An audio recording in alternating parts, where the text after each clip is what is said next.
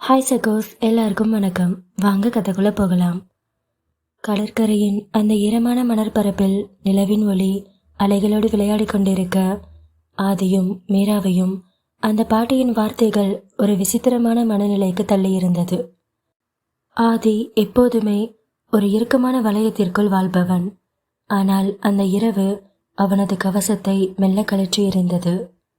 ஆதி மீராவின் விரல்களுக்குள் தனது விரல்களை கோர்த்து கொண்டான். ஒரு மாஃபியா டானின் கரடுமுரடான கைகள் ஒரு மெல்லிய பூவை பிடிப்பது போல அவ்வளவு ஜாக்கிரதையாக அவளது கையை பற்றி கொண்டன. இருவரும் அலைகள் வந்து கால்களை வருடும் தூரத்தில் மெல்ல நடக்கத் தொடங்கினார்கள். மீரா குறும்பு மின்னும் கண்களுடன் ஆதியை பார்த்து, ஆதி, உங்ககிட்ட ஒன்று கேட்கவா? என்னடி, என்ன வேணும்? அது ஒன்றும் இல்லை. நீங்கள் பெரிய பிஸ்னஸ்மேன், மாஃபியா டான், ரவுடி, இதெல்லாம் இல்லாமல் எப்போவாச்சும் இந்த மாதிரி பீச்சில் ஓடி பிடிச்சி விளையாடி இருக்கீங்களா என்று மீரா கேட்க ஆதி சிரிக்க ஆரம்பித்தான். என்ன சிரிக்கிறீங்க? என்ன விளையாட்டா? ஏண்டி, யாரை பார்த்து என்ன கேட்குற? என் வாழ்க்கையில் நான் விளையாண்டதெல்லாம் என் கண்ணில் மட்டும்தான். இந்த கையை என் கண் கூட அவ்வளோ ஜாலியாக விளையாடும். ஆனால் இப்போ புதுசாக இந்த கை ஓ மேலே விளையாட ஆரம்பிச்சிருக்கு என்று ஆதியின் விரல்கள் மீராவின் மேனியை செல்லமாக தீண்ட மீரா சட்டென்று ஆதியின் கையில் செல்லமாக அடித்தாள். ஐயோ போதும், நிறுத்துங்க, அதை கேட்கல. இங்கே பாருங்க, சுற்றி எத்தனை பேர் எவ்வளோ ஜாலியாக ஓடி பிடிச்சி விளையாடுறாங்க. இந்த மாதிரி நீங்கள் விளையாடி இருக்கீங்களா? நீ வேற, இந்த ஆதி விளாட்றது மற்றவங்க உயிரில் மட்டும்தான். இப்படி மணலில் ஓடி விளாட்றதெல்லாம் எனக்கு செட் ஆகாது. நான் சின்ன வயசில் கூட இந்த மாதிரி பண்ணதில்லடி என்று ஆதி கூற மீரா சட்டென்று ஆதியின் கையை உதறிவிட்டு அவனிடமிருந்து சற்று தள்ளி ஓடினாள். அவளது அந்த சேலையின் முந்தானை காற்றில் படபடக்க அவள் திரும்பி ஆதியை பார்த்தாள். அப்போ இன்னைக்கு ஏன் கூட விளையாடுங்க? என்னடி பேசுகிற? அதெல்லாம் என்னால் முடியாது. இல்லை, நீங்கள் இன்னைக்கு என் கூட விளையாண்டே ஆகணும். நான் ஓடுறேன், எங்க முடிஞ்சா என்ன பிடிங்க பார்க்கலாம் என்று கூறிவிட்டு மீரா மணலில் காலை பதித்து அலைகளுக்கு இணையாக ஓடத் தொடங்கினாள். ஆதி ஒரு நிமிடம் திகைத்து நின்றான். சுற்றிலும் மக்கள் இருந்தாலும் அவனது கண்கள் மீராவை மட்டுமே பார்த்தன. ஏ மீரா, என்னடி பண்ணிட்டு இருக்க? ஏ மீரா நில்லு, என்னால் அதெல்லாம் முடியாது. எல்லாரும் பார்க்குறாங்க, நில்றி. என்னாலேயும் முடியாது. எங்க என்ன எப்படிங்க பார்க்கலாம்? ஏ மீரா, என்ன பண்ணிட்டு இருக்க? எங்க பாரு, அப்புறம் பிடிச்சவனை விட மாட்டேன்டி. என்கிட்ட மாட்டிக்கிட்டேன்னு அழக்கூடாது என்று ஆதி தனது கோட்டை தூக்கி தோளில் போட்டபடி மணலில் வேகமாக ஓடினான். ஒரு மாஃபியா டான், துப்பாக்கியை இடுப்பில் சுமப்பவன் என்று ஒரு சிறுவனைப் போல தனது காதலையை துரத்தி கொண்டு கடற்கரையில் ஓடிய அந்த காட்சி அவ்வளவு அழகாக இருந்தது. மீரா சிரித்துக்கொண்டே அலைகளுக்குள் புகுந்து ஓட ஆதி அவளை ஒரு வளைவில் மடக்கி பிடித்தான். அவளது இடையை இரு கைகளாலும் வளைத்து தூக்கி ஒரு சுற்று சுற்றினான். மீராவின் அலறலும் சிரிப்பும் அந்த அலை ஓசையோடு கலந்தது. மீரா மூச்சிறைக்க, ஐயோ ஆதி, என்ன பண்ணுறீங்க? இறக்கி விடுங்க, எல்லாரும் பார்க்குறாங்க என்று கூற ஆதி அவளை கீழே இறக்கினான். ஆனால் அவளது இடையில் இருந்த பிடியை தளர்த்தவில்லை. அவன் அவளை அப்படியே பின்னிருந்து அணைத்து கொண்டு அவளது தோளில் முகம் புதைத்தான். அவளது மல்லிகைப்பூ வாசனை இப்போது மீராவின் வியர்வையோடு கலந்து ஒரு விசித்திரமான போதையை ஆதிக்கு தந்தது. ஆதி அவள் காதோரம் தகிக்கும் குரலில், ஏ பூனா, உன்னை பிடிச்சிட்டேன்ல? ஆமாம், எவ்வளோ ஸ்பீடாக வந்து பிடிச்சிட்டிங்க. அப்போ உங்ககிட்ட இருந்து என்னால் தப்பிக்கவே முடியாது போலயே. எங்கே பாரு, என்னை விட்டு நீ எங்கே ஒன்றாலும் உன்னை துரத்தி வந்து பிடிச்சி என் கூடயே வச்சுப்பேன். ஆனால் மீரா, உன்னை துரத்தி பிடிக்கிறதுல கிடைச்ச அந்த சந்தோஷம் என் லைஃப்பில் எனக்கு வேறு எதுலேயும் கிடைச்சதில்லை என்று கூறியபடி மீராவை தன் பக்கம் திருப்பி அவளது ஈரமான முகத்தை ஏந்தினான். மீராவின் கூந்தல் கற்றைகள் காற்றில் பறந்து ஆதியின் முகத்தில் மோதின. ஆதி அவளது இதழ்களை தனது கட்டை விரலால் வருடினான். அந்த பொது இடத்தின் இரைச்சல் அவர்களுக்கு கேட்கவே இல்லை. ஏ மீரா, என்ன என்ன பாரு. பார்த்துட்டேன். என்ன மீரா, உன்னை இந்த ஈரமான மணல்ல, இந்த நிலா வெளிச்சத்தில் உன்னை அப்படியே அள்ளிட்டு போய் எங்கேயாவது என் கூட அடைச்சி வச்சுக்கணும் போல இருக்கு. உன் மேலே இருக்கிற தாகம் எனக்கு அடங்கவே மாட்டேங்குதுடி என்று ஆதி கூற, மீரா அவனது சட்டை காலரை பற்றி இழுத்து அவனது கண்களை ஆழமாக பார்த்தாள். இப்போவே அடிச்சு வச்சுக்கோங்க. இந்த மீரா எப்போவுமே உங்களுக்கு மட்டும்தான் சொந்தம் என்று மீரா கூற, ஆதி குனிந்து அவளது நெற்றியில் ஒரு ஆழமான அழுத்தமான முத்தத்தை பதித்தான். அந்த மாஃபியா டானின் முரட்டுத்தனத்திற்கும் மீராவின் மென்மையான காதலுக்கும் இடையே அந்த மணற்பரப்பு ஒரு சாட்சியாக நின்றது. கடற்கரை மணலில் விளையாடி முடித்து அந்த பாட்டியின் மர்மமான கணிப்புகளையும் தாண்டி ஆதியும் மீராவும் கார் நிறுத்தும் இடத்திற்கு வந்தனர். ஆதியின் முகத்தில் ஒரு குறும்புத்தனமான திட்டம் மின்னியது. அவன் காருக்குள் அமர்ந்து சாவியை திருப்பினான். இன்ஜின் முனகியதை தவிர ஸ்டார்ட் ஆகவில்லை. என்னங்க, என்னாச்சு? என்னன்னே தெரியலடி, கார் ஸ்டார்ட் ஆகவே மாட்டேங்குது.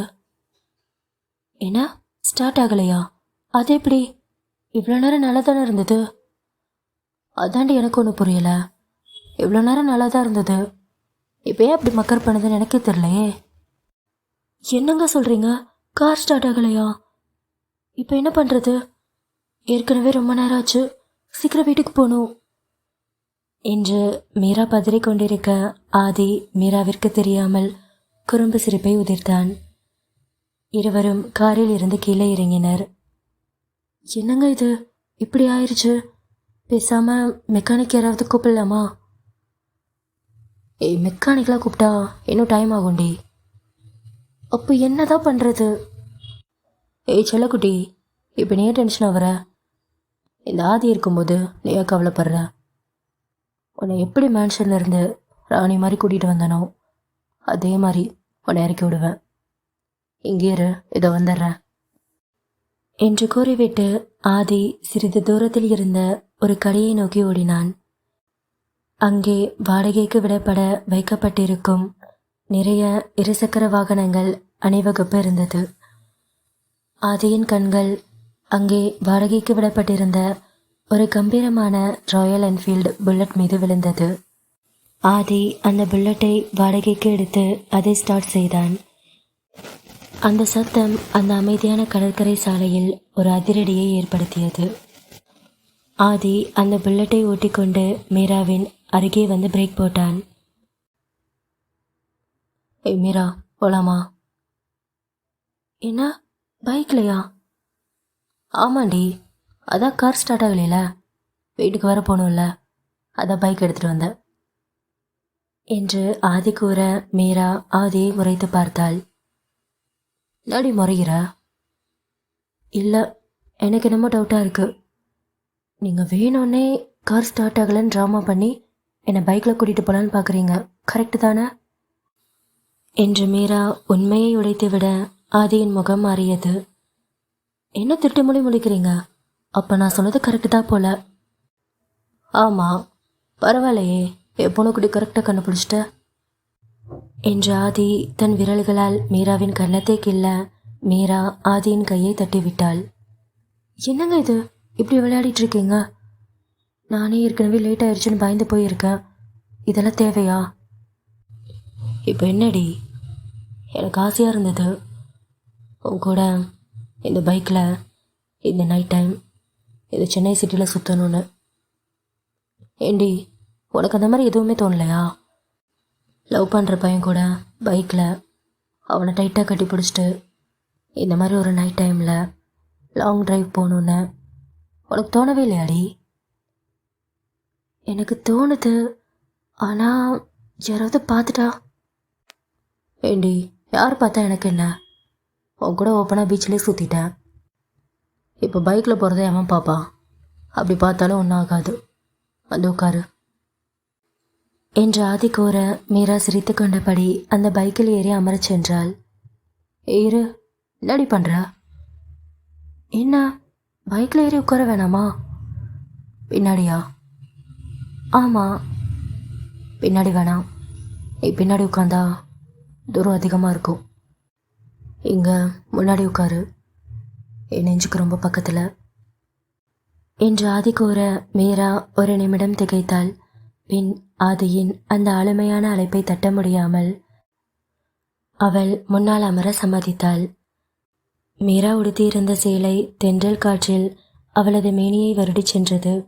சேலை அணிந்திருந்த காரணத்தால் இரு கால்களையும் ஒரு பக்கமாக சாய்த்து ஆதிக்கு மிக நெருக்கமாக முன்னால் வந்து அமர்ந்தாள். அவளது உடலின் மென்மை ஆதியின் நெஞ்சில் பட்டது. அவனது தோள்களுக்கும் அவளுக்கும் இடையேயான இடைவெளி சுருங்கி போனது. அவளது கால்கள் ஆதியின் இடுப்பை ஒட்டியிருக்க ஆதி அவளை சுற்றி தனது கைகளை நீட்டி ஹேண்டில் பாரை பற்றினான். இப்போது மீரா முழுமையாக ஆதியின் கைகளுக்குள் சிறைப்பட்டிருந்தாள்.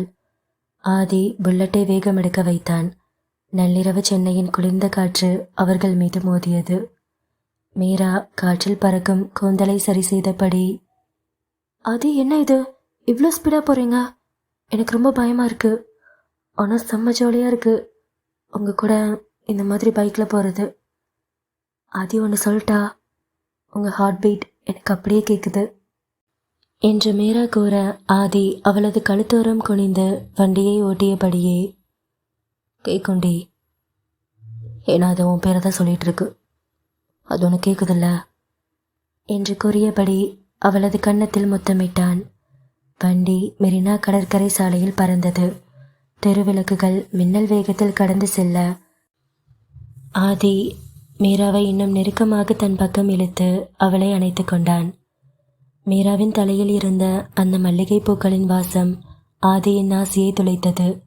அவன் ஒரு கையால் வண்டியை ஓட்டிக்கொண்டே மறு கையால் மீராவின் இடையை சுற்றி வளைத்து தன் மார்போடு சேர்த்து அழுத்தி கொண்டான்.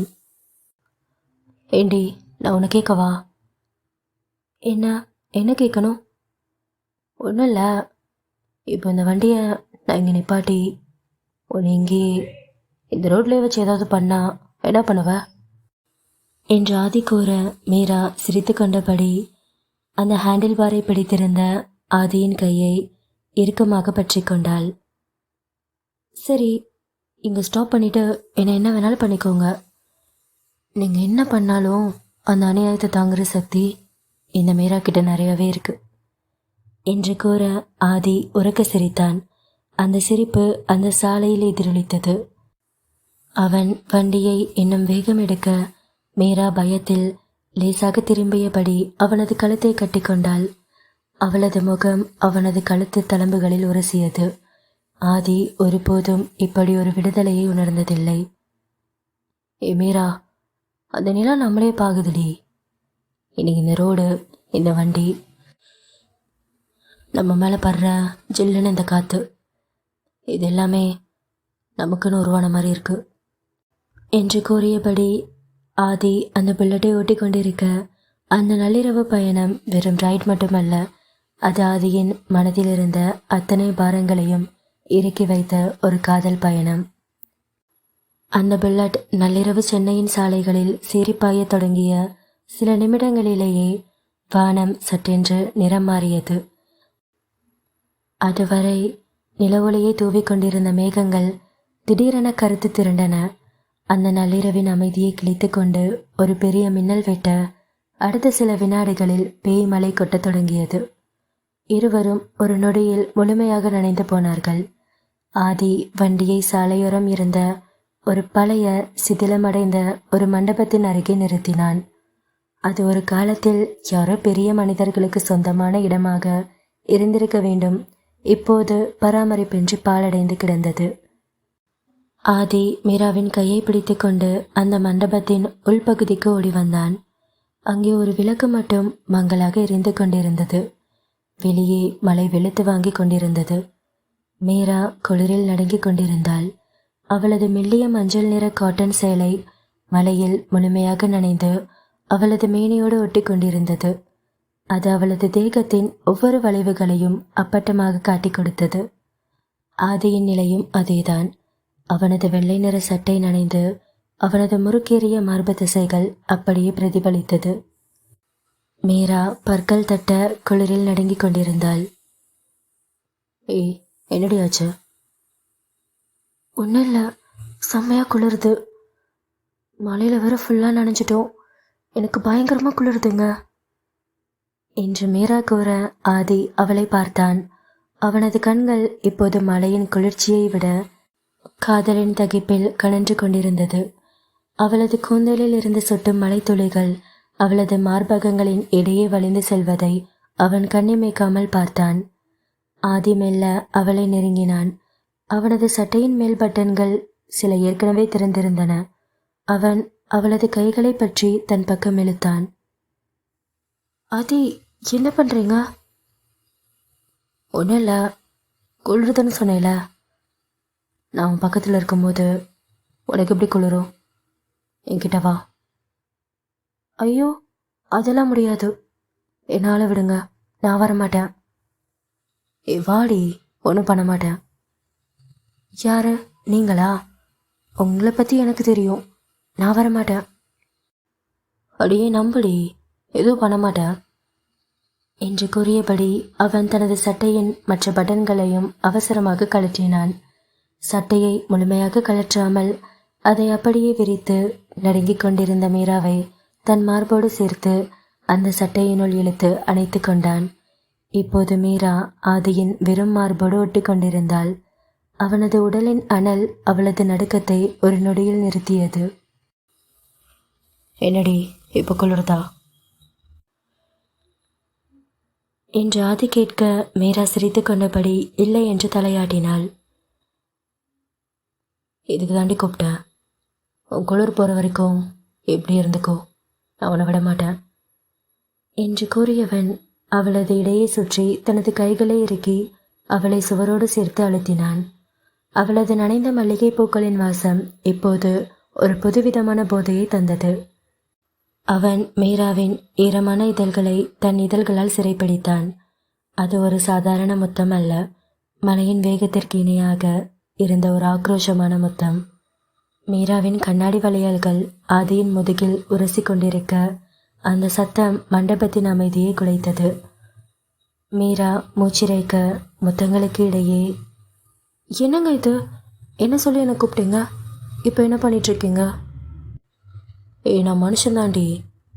இந்த மாதிரி நீ என்கிட்ட க்ளோஸாக இருக்கும்போது ஒரு கிஸ் கூட அடிக்கலைன்னா எப்படி? நீங்கள் இப்படி தான் பண்ணுவீங்கன்னு எனக்கு தெரியும். அங்கே பாருங்கள், மழை நிற்க போகுது, நம்ம கிளம்பலாம். மழை நிற்கட்டும்டி, அப்புறம் போகலாம். ஐயோ, அது வரைக்கும் இந்த மாதிரி இடத்துல உங்கள் கூட இருந்தால் அவ்வளோதான். அந்த பாட்டி வேற 5 பிள்ளை பிறக்கணும் உங்களை சூடேற்றி விட்டுட்டாங்க. நீங்கள் இன்னும் அந்த மூட்லேயே தான் சுற்றிட்டுருக்கீங்க. முதல்ல வீட்டுக்கு கிளம்பலாம். நான் அப்படிலாம் எதுவும் பண்ண மாட்டேன்டி, இன்னும் கொஞ்ச நேரம் இங்கே இருக்கலாம். அதெல்லாம் முடியாது, வாங்க போகலாம். நம்படி, நான் எதுவும் பண்ண மாட்டேன்டி, எனக்கு உங்களை பற்றி தெரியும், முதல்ல வாங்க என்று ஆதியின் கைகளை பற்றி கொண்டு அவனை இழுத்து கொண்டு வெளியே வந்தாள் மீரா. அந்த பெரிய மலை இப்போது மெல்லிய தூறலாக மாறியது. ஆதியின் சட்டையும் மீராவின் சேலையும் இன்னும் ஈரப்பதத்துடனேயே இருந்தன. அந்த நள்ளிரவு அமைதியில் புல்லட்டின் அந்த கனத்த சத்தம் மட்டும் மேன்சனை சுற்றியிருந்த தெருக்களில் எதிரொலித்தது. ஆதி பிரதான வாயில் வழியாக செல்லாமல் மேன்ஷனின் பின்புறம் இருந்த அந்த தோட்டத்து சாலை வழியாக மீண்டும் அந்த வண்டியை செலுத்தினான். அங்கே இருட்டும் நிசப்தமும் மல்லிகை பூக்களின் வாசனையோடு கலந்திருந்தது. வண்டியை நிறுத்தியதும் மீரா மெல்ல இறங்கினாள். மலையில் நனைந்த அவளது சேலை இப்போது காற்றில் உலர்ந்து ஒரு விதமான நறுமணத்தை வீசியது. ஆதி புல்லட்டை அணைத்துவிட்டு அதன் மீதே அமர்ந்தபடி மீராவை பார்த்தான்.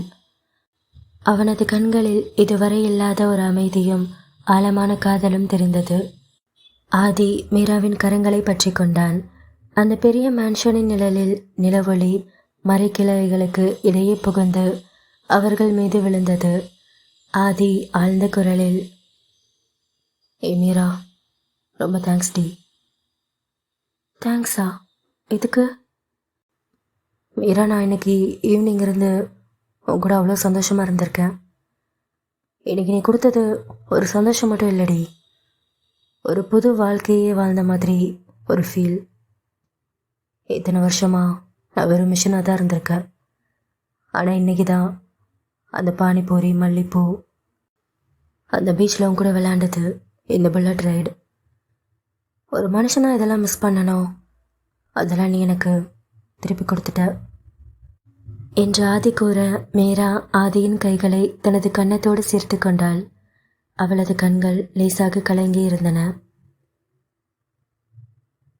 ரொம்ப தேங்க்ஸ் டி, என் மேலே வச்சிருக்கிற இந்த லவ்வுக்கும் என்னை ஒரு சாதாரண மனுஷனை மாற்றினதுக்கும். இந்த நிமிஷம் அப்படியே உறைஞ்சி போயிடணும் போல இருக்கு எனக்கு. இன்னைக்கு உன் கூட இருந்த இந்த சாதாரண வாழ்க்கை எனக்கு கடைசி வரைக்கும் வேணும் மீரா. உன் கூட அந்த பாட்டி சொன்ன மாதிரி 5 பிள்ளைங்களோட இதே மாதிரி ஒரு சாதாரண வாழ்க்கை வாழணும்னு இப்போ நான் ஆசைப்பட்றேன் என்று ஆதி கூற, மீரா அவனது முகத்திற்கு மிக அருகில் சென்றாள். அவளது இதழ்கள் துடித்தன. அவனது சட்டை காலரை பிடித்து தன் பக்கம் இழுத்தாள். நீங்கள் இப்போ பேசுனது எனக்கு அவ்வளோ சந்தோஷமாக இருக்கு. எனக்காக இவ்வளோ பெரிய ராட்சச, இவ்வளோ சாம்ராஜ்யத்தை கட்டி ஆள்ற ஒரு பெரிய மாஃபியா டான் சாதாரண மனுஷனா மாறுறேன்னு சொன்ன அந்த ஒரு வார்த்தை எனக்கு போதும். எனக்காக நீங்கள் உங்களை மாற்றிக்க வேணாம். நீங்கள் எப்படி இருந்தாலும் எனக்கு உங்களை பிடிக்கும். உங்களை நான் எப்போவுமே விட்டு கொடுக்க மாட்டேன். விஸ்வா சார்கிட்ட எப்பவும் போல நீங்கள் உண்மையாக இருக்கணும். மீதி எல்லாத்தையும் இந்த காலம் பார்த்துக்கிட்டோம். எனக்கு அதை பற்றி இப்போ கவலை இல்லை என்று கூறி அவள் சட்டென்று ஆதியின் முகத்தில் அத்தனை முத்தங்களை பதித்தாள்.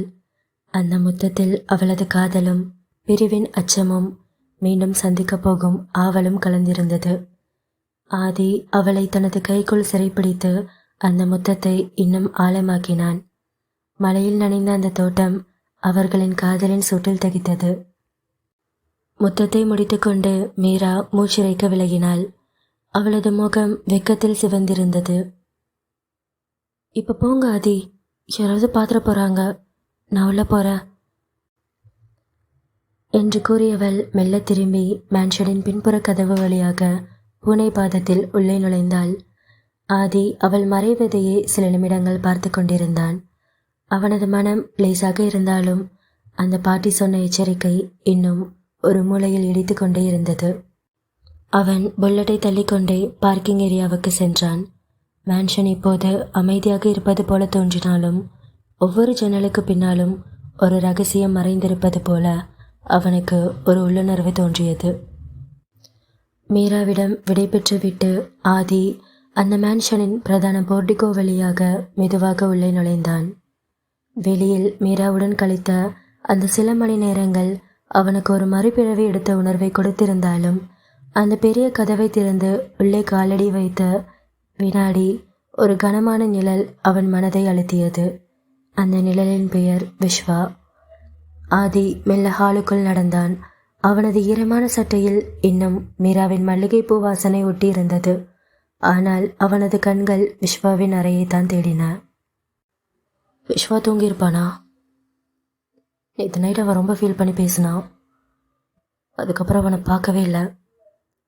இன்னும் அதே டென்ஷனில் தான் இருப்பானா? அவங்ககிட்ட நான் நிறையா போய் சொல்லிகிட்ருக்கேன். இதனால் எங்களுக்குள்ளே பிரிய வந்துடுமோன்னு எனக்கே பயமாக இருக்குது.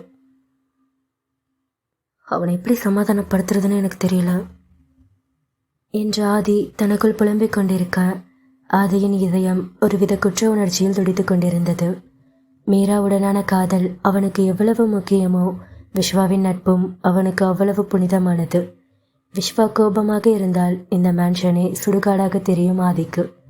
அவன் மெதுவாக விஸ்வாவின் அறை பக்கம் திரும்பிய போது திடீரென்று விஸ்வாவின் அறை கதவு படார் என்று திறந்தது. ஆதி அதிர்ந்து போய் நின்றான். விஸ்வா அங்கே நின்றிருந்தான். அவன் முகத்தில் அந்த பழைய கோபமோ வருத்தமோ துளி கூட இல்லை. மாறாக அவன் கண்கள் பிரகாசமாக மின்னின. ஆதியை பார்த்ததும் அவன் முகத்தில் ஒரு பெரிய சிரிப்பு மலர்ந்தது. ஆதி, வந்துட்டியா மச்சான்? உனக்காக எவ்வளோ நேரம் நான் வெயிட் பண்ணிட்டு இருக்கேன் என்று சொல்லிக்கொண்டே விஸ்வா ஓடி வந்து ஆதியை இறுக்கமாக அணைத்து கொண்டான். ஆதிக்கு தூக்கி வாரி போட்டது. நேற்று இரவு சிங்கம் போல உரிமை கொண்டிருந்தவன் இப்போது ஒரு குழந்தையைப் போல துள்ளி குதித்து கொண்டிருக்கிறான். ஆதி குழப்பத்துடன், டே விஸ்வா, என்னாச்சுடா? எவ்வளோ குஷியாக இருக்க? நேற்று என் மேலே ரொம்ப டென்ஷனில் இருந்த என்று ஆதி பேசிக்கொண்டிருக்க ஆதியின் தோளை பிடித்து விஸ்வா உலுக்கியபடி, அதெல்லாம் விடு மச்சான். இப்போ நான் எவ்வளோ சந்தோஷமாக இருக்கேன்னு தெரியுமா? ஒரு மாசான நியூஸ் கிடச்சிருக்குடா. அந்த துபாய் பிளாட்டினம் டீல் அது இப்போ நமக்கு கன்ஃபார்ம் ஆயிருக்கு. நம்ம எதிரிங்க எல்லாம் நம்மளை முந்தி அடிச்சுக்கிட்டு அதை பறிக்க பார்த்தானுங்கல்ல. ஆனால் அந்த கம்பெனி டைரெக்டாக எனக்கு ஃபோன் பண்ணி ஆதி விஸ்வா மேலே எனக்கு நம்பிக்கை இருக்குன்னு சொல்லி அந்த டீலை நமக்கு கொடுத்துருக்காரு என்று விஸ்வா அங்கும் இங்கும் நடந்தபடி உற்சாகமாக பேசினான். அவனது பேச்சில் ஒரு விதமான வெற்றி போதை இருந்தது. டே மச்சான், உனக்கே தெரியும்ல இந்த டீலுக்காக எத்தனை வருஷம் நம்ம காத்துட்டு இருந்தோம். இந்த டீல் மூலமாக நம்ம சாம்ராஜ்யம் அடுத்த லெவலுக்கு போகுதுடா. இதை நம்ம கொண்டாடணும் ஆதி. இன்றைக்கி மட்டும் இல்லைடா, இன்னும் 1 வீக் நமக்கு செலிப்ரேஷன் தான். இதை சொல்லணும் தான்டா ரொம்ப நேரம் உனக்காக நான் வெயிட் பண்ணிட்டு இருந்தேன். நீங்கடா போன என்று விஸ்வா கேட்க ஆதி மெல்ல திக்கினான். ஒன்றும் இல்லை மச்சான், சும்மா பக்கத்தில் தான் என்று சமாளித்தவனுக்கு தொண்டை வறண்டது. அவன் உண்மையை கூற வேண்டும் என்று மெல்ல வாயெடுத்தான். அவன் மனசாட்சி அவனை உறுத்தியது. உண்மையை சொல்ல இதுதான் சரியான நேரமோ என்று அவனுக்கு தோன்றியது. டே விஸ்வா, நீ இப்போ ரொம்ப சந்தோஷமாக இருக்க. இதே சந்தோஷத்து கூட நானும் ஒரு சந்தோஷமான விஷயத்த உங்ககிட்ட சொல்லணும். இது ரொம்ப முக்கியமான விஷயம்டா. நான் இதை பற்றி ரொம்ப நாளாக உங்ககிட்ட சொல்லணும்னு நினச்சிட்டே இருந்தேன் மச்சான். ஆனால் என்னால் முடியல. இதனால் நமக்குள்ளே தேவையில்லாமல் பிரச்சனை வந்துடுமோன்னு எனக்கு பயமாக இருக்குடா. அதான் இப்போ எல்லாத்தையும் உங்ககிட்ட சொல்லலான்னு என்று ஆதி பேசிக்கொண்டிருக்கும் போதே விஸ்வா ஆதியின் வாயில் கை வைத்து மூடினான். எங்க பாரு ஆதி, இப்போ எதை பற்றி பேசி என் மூட கெடுத்துறாது ப்ளீஸ். நான் இப்போ அவ்வளோ சந்தோஷமாக இருக்கேன்டா. அது இந்த ஒரு நிமிஷம் என் கால் தரையிலேயே இல்லை. எனக்கு மிதக்கிற மாதிரி இருக்குடா. அவ்வளோ ஹாப்பியாக இருக்கு. அது இப்போ சொல்கிறேன், எனக்கு எதுவும் வேணாம். எனக்கு நீ மட்டும் போதும் மச்சான். என் ஃப்ரெண்டு நீ என் கூடயே இருக்கணும். இன்னும் இந்த மாதிரி நிறைய பெருசாக பண்ணோம்டா. இந்த சாம்ராஜ்யத்தை இன்னும் பெருசாக்கி அப்படி நம்ம கைக்குள்ளே வச்சுக்கணும். அதான்டா எனக்கு வேணும். டே மச்சான், நம்ம 2 பேர் சேர்ந்து குடிச்சு எவ்வளோ நாளாச்சு. இன்றைக்கி இதை செலிப்ரேட் பண்ணுற விதமாக நம்ம 2 பேரும் ஒன்றா குடிக்கிறோம். ஃபாரின்லேருந்து நல்லா பிராண்டடான சரக்குலாம் இம்போர்ட் பண்ணி வச்சுருக்கேன். எல்லாமே உனக்காக தான்டா. இன்னைக்கு நைட் இதை செலிப்ரேட் பண்ணியே ஆகணும் என்று விஸ்வா ஆதியை இழுத்து கொண்டு சோஃபாவில் அமர வைத்தான். ஆதியால் மேற்கொண்டு பேச முடியவில்லை. விஸ்வாவின் முகத்தில் தெரிந்த அந்த அதீத மகிழ்ச்சி ஆதியை ஒரு புறம் நிம்மதியடைய செய்திருந்தது. இந்த கதையுடைய அடுத்த பாகம் சீக்கிரமே நம்ம சேனலில் வந்துடும். மறக்காமல் சேனலை சப்ஸ்கிரைப் பண்ணிக்கோங்க. கதையை பற்றின உங்கள் கருத்துக்களை கமெண்ட்டில் சொல்லுங்கள். கதை பிடிச்சிருந்துச்சுன்னா வீடியோக்கு மறக்காமல் ஒரு லைக் பண்ணிக்கோங்க.